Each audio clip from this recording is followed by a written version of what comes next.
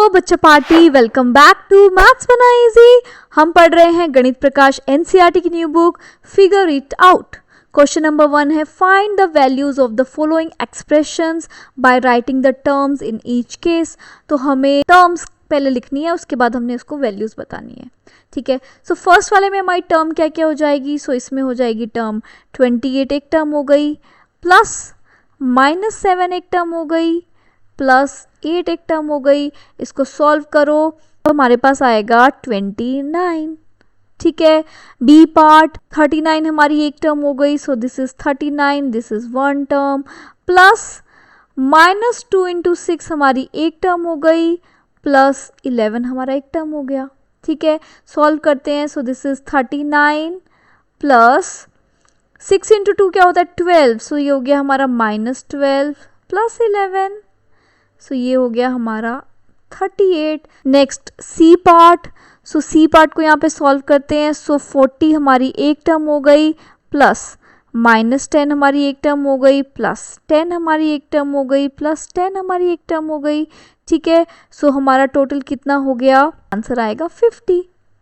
ठीक है, नेक्स्ट है डी पार्ट। सो 48 हमारी एक टर्म हो गई, देन ये हमारा पूरा साथ में है। सो प्लस -10 × 2 हमारी एक टर्म हो गई, प्लस अगेन 16/2 ये हमारी एक टर्म हो गई। सो ये हो गया हमारा 48 प्लस 10 × 2 क्या होता है 20। सो ये हो गया -20 प्लस 16/2 क्या होता है 8। सो आंसर हो गया इसका 36। ठीक है, ई पार्ट। सो 6 × 3 हमारी एक टर्म हो गई। सो 6 × 3 हमारी एक टर्म हो गई, प्लस -4 × 8 × 5। सो -4 × 8 × 5 ये पूरी हमारी एक टर्म हो गई। 6 × 3 क्या होता है 6 3 18 प्लस 4 × 8 × 5 होता है 160। सो ये हो गया -160। सो 18 प्लस -160, सो इसका आंसर हो गया -142। So this is the answer. ठीक है, सो क्वेश्चन नंबर 2 है राइट अ स्टोरी या situation for each of the following expressions and find there values. तो ये जो एक्सप्रेशंस हैं हमें उनकी कोई स्टोरी या कोई सिचुएशन बतानी है एंड देन हमें वैल्यू भी फाइंड आउट करनी है।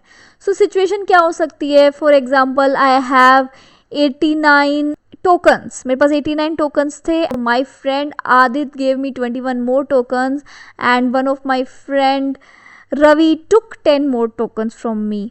सो what are my remaining tokens. So 89 मेरे पास ऑलरेडी थे, 21 मुझे आदित्य ने दिए एंड 10 मेरे से रवि ने ले लिए। So this can be my situation. So मेरे पास क्या रहेगा, ये मेरा एक्सप्रेशन हो जाएगा एंड टर्म्स क्या होंगी मेरी। सो 89 मेरी एक टर्म हो गई, प्लस 21 मेरी एक टर्म हो गई, प्लस -10 मेरी एक टर्म हो गई। इसको आप सॉल्व कर लो। सो अगर आप इसको सॉल्व करोगे आपके पास आंसर आएगा 100। ठीक हो गया, अब करते हैं बी पार्ट। सो बी पार्ट में देखो 5 × 12 -6। तो सिचुएशन क्या हो सकती है, सोचो एक टीचर अपने बच्चों के लिए कैंडीज पैक कर रही थी। सो वो 12 कैंडीज के 5 सेट्स बना रही थी। सो हर एक सेट में 12 कैंडीज को पैक कर रही थी और ऐसे 5 सेट्स बना रही थी। 5 बच्चे थे उसके, तो 5 × 12। अब उसने क्या देखा कि जो 6 कैंडीज थी वो गंदी थी, खराब थी। सो उसने उसमें से 6 कैंडीज माइनस कर दी, तो यही सिचुएशन बन जाएगी। सो उसने बनाए 5 पैक्स 12 कैंडीज के। सो 5 × 12 हो गए, माइनस 6 कैंडीज थी वो खराब निकली, सो -6 हो गया।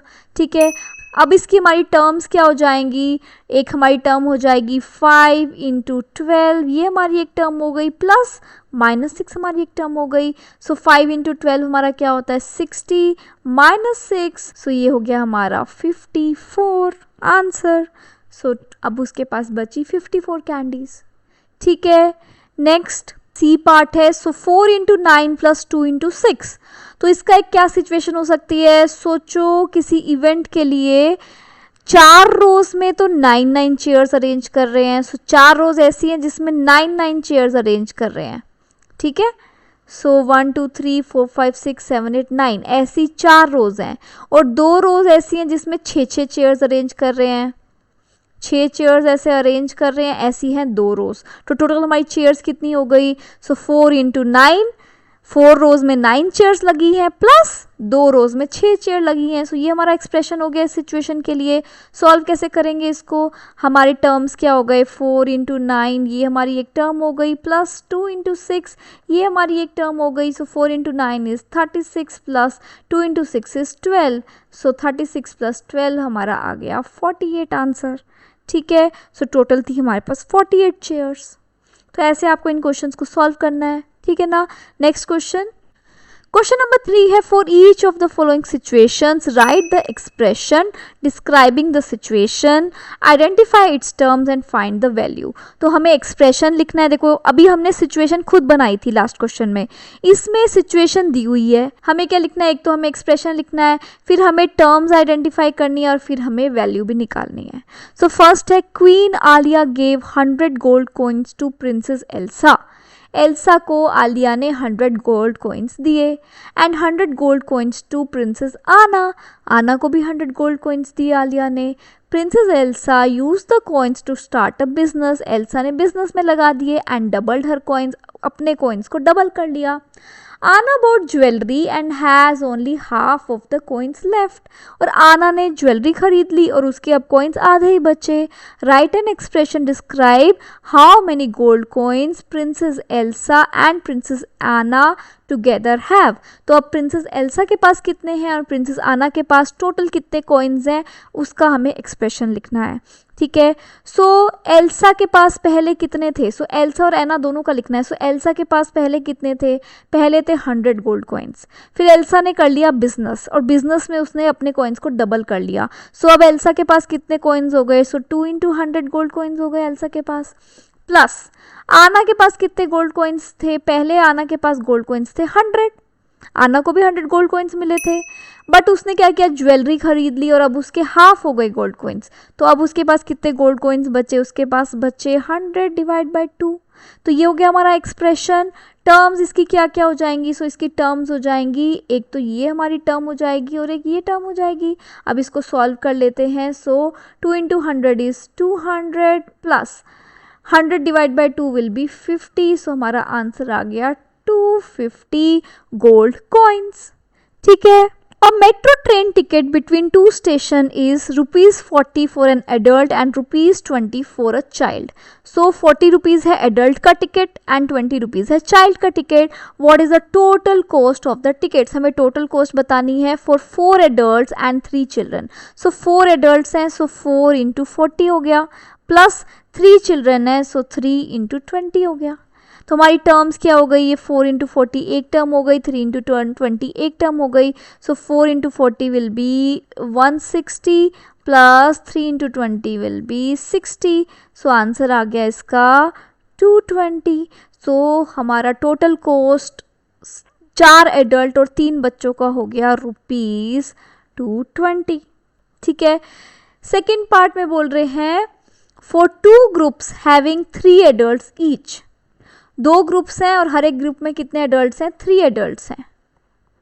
सो फर्स्ट ग्रुप में हो गए 3 एडल्ट्स, 3 इंटू 40 ये हो गया फर्स्ट ग्रुप में। सेकेंड ग्रुप में भी 3 एडल्ट्स हैं, सो 3 इंटू 40 हो गया सेकेंड ग्रुप में। टर्म्स हमारी क्या हो गई, ये और ये दोनों ही हमारी टर्म्स हो गई। सो 3 इंटू 40 क्या हो गया, 120 प्लस 120, सो टोटल कितना आ गया 240।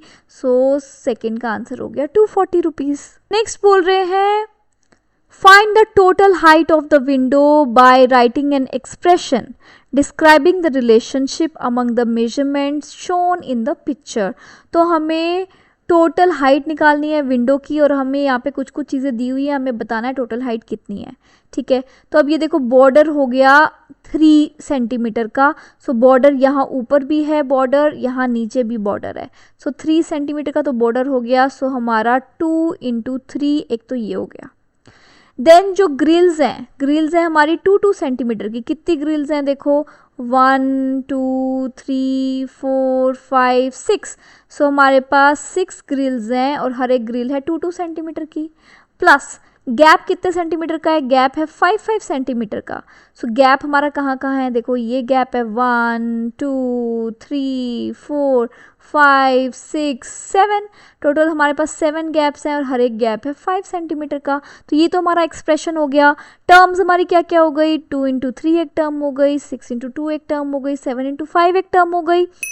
2 इंटू 3 क्या होता है 6, प्लस 6 इंटू 2 होता है हमारा 12, प्लस 7 इंटू 5 होता है 35।